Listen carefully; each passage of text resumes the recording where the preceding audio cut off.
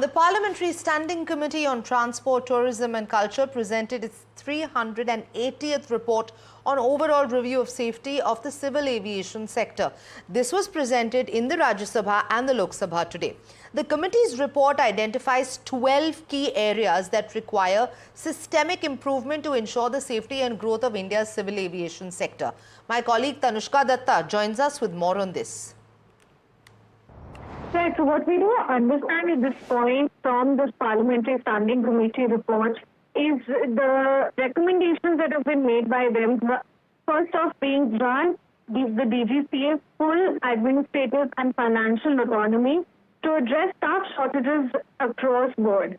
The second being mitigate air traffic control fatigue and staff shortages. We do know there's been much debate over the fatigue and the mental health conditions of the ATCOs working there. So this also addresses the fatigue that is, faced by them in their way of work.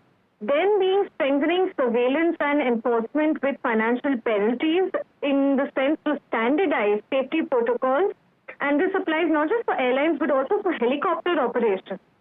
Another important thing that, the recommendation in this report makes is to mandate root cause analysis for recurring risks like runway incursions.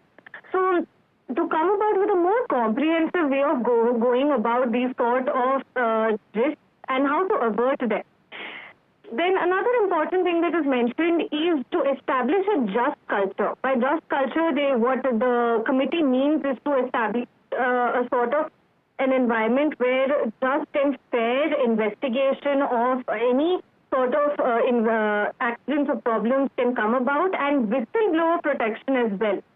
Now, the report also recommends to develop domestic MRO capabilities to reduce foreign dependence, and among others, there is also infrastructure emphasis and also pilot reorganization, fleet expansion, and to create a dedicated member at the ATC post, at the air traffic control post on the AIB board.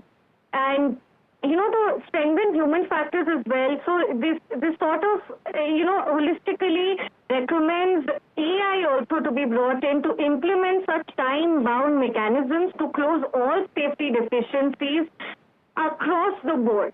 And this parliamentary committee report, comes in from the MP Sanjay Kumar Jha, and of course it was tabled today as a 388th report on the overall review of safety in the civil aviation sector. We do know that the aviation sector in our country is currently facing and going through a churning at this point. So this report is key at this point. Right, Tanushka.